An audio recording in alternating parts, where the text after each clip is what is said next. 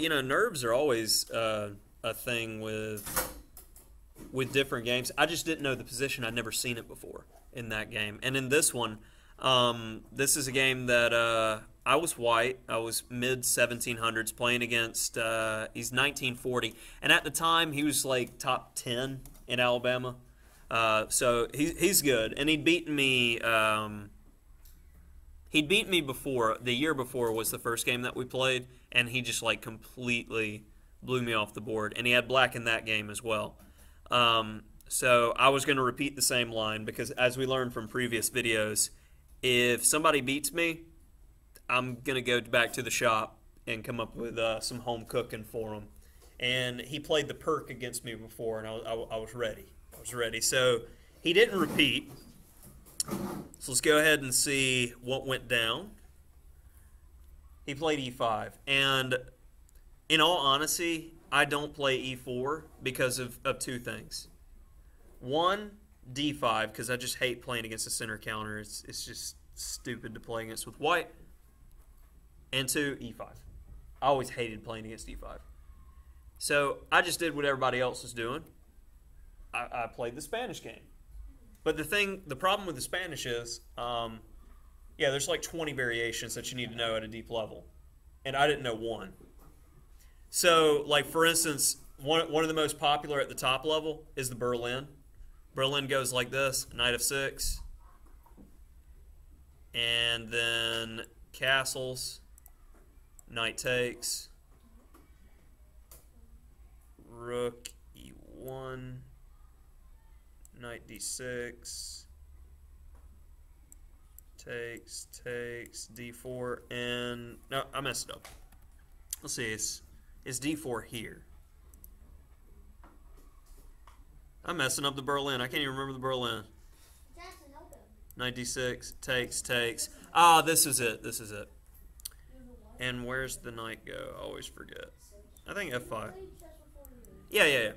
So this position got made famous in 2000 because how Kramnik beat Kasparov in a world championship match was basically the Berlin. Because Kasparov kept playing e4, like, I gotta beat his Berlin. But Kramnik beats him, like, one time with white in the Queen's Gambit, and then, like, the rest of the games are draws. And Kramnik beats Kasparov and takes the world championship title from him. So, and then after that, there was never a rematch. Because Kramnik was like, nah, that's okay, bro. Because you think Kasparov's going to keep playing into the Berlin at that point? No. Kasparov, when you look at his stats, he played e4 and d4 equally in his career. But he was known as an e4 player because he was always more aggressive. So Kramnik he was like, nope, no aggressive. We're just going to go straight to an endgame, boss. And he was able to hold. This position got famous because of that. Now all the top players play it. For black? Mm-hmm. So a lot of people, to avoid the Berlin, they started playing d3. So like instead of castles, you just play d3 and get a position a lot like you do in the Italian game, which is like what you play, Tyler. Mm-hmm. But it's better than allowing this trade of queens and stuff. So look at it that way. There's a couple different lines. A6 can lead to like a handful of different ones. F5 is the Schliemann attack. I think bishop c5 immediately is the archangel variation. So there's like so many lines. After knight of 6, what he played, I'm like, d3. I ain't playing no Berlin with you, boss. I was like, I knew the Berlin at the time, but apparently I still don't know the lines. But, you know, bishop c5, and this is kind of archangel-esque. So let me ask you, for the e4 players, it seems like there's a tactic here, right? Oh, there's definitely 100% a tactic here. All right, so let's go through this, Ben. All right, so bishop takes c6, d takes c6, knight takes e5. What's black's response? Because I'd never seen this position before, and I looked at this in the game. I almost played it. Oh, and then knight g4. No way. Knight takes g4. Yeah, knight takes g4. That'd be a free piece. I'm bad. No disagreement. Okay, so Okay, so let's start from the beginning.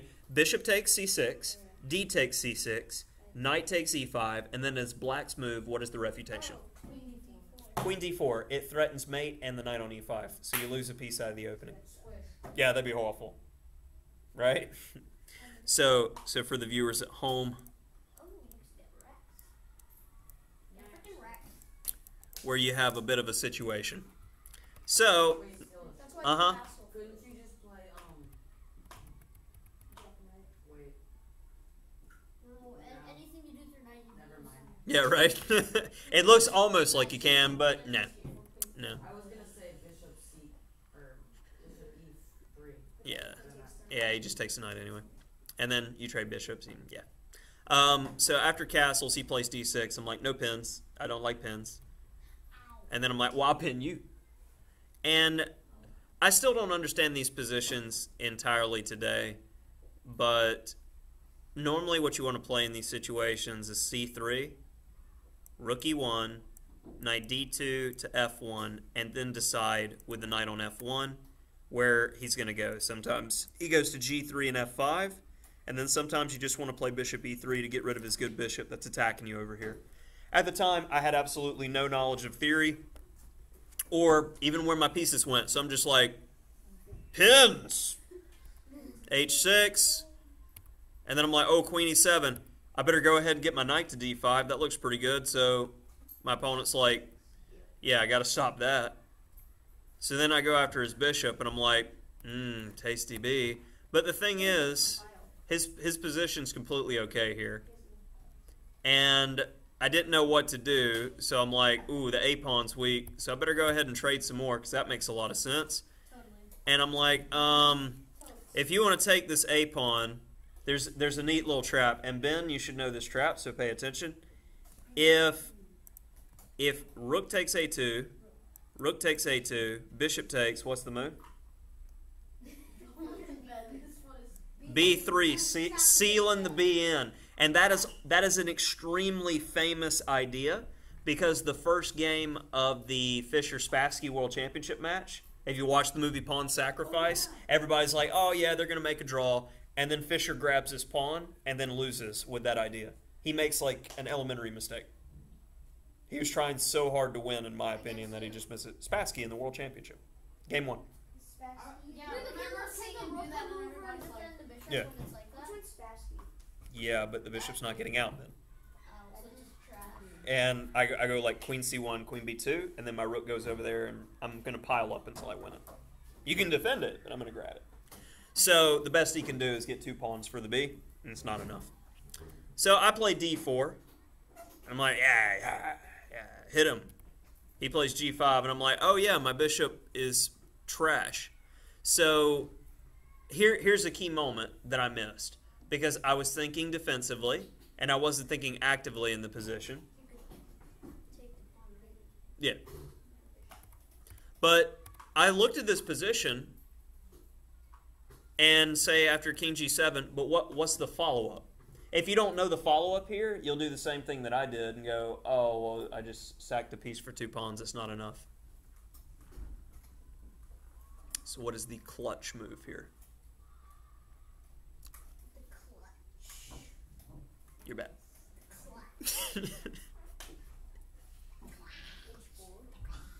H4, why? H4 to attack the king. I don't know if pawns are that magical. Not going to do it. You're just like a piece down, I bet. Maybe D4, D5. C takes D, E takes D, bishop goes to D7, and nothing. You're down a piece again. F4. F4 is the move you got to know. Why is F4 so good now that we know that F4 is the idea? Because when the F pawn moves, the rook and bishop are going to be attacking the pinned knight that can't go anywhere. And you're going to get your piece back with interest. Done. You done, son. That would have been it. Yeah, you touched a pawn, but you didn't touch the right magical pawn. Yes. F4 is crushing, and it goes figure that the E4 player in the room figures it out. Definitely not another one. I know. That's why you wouldn't figure it out. I figured something out. But I didn't see it, so I'm like, DE. He plays knight E. And I'm like, queen E2. But what's probably better than queen e2 here? Can I just like grab this pawn? Yeah. Boing. And then when he takes back, then I go here, and we get something like this. I mean, 6-6. So here I'm like, all right, so I'm gonna play queen e2. He plays d5.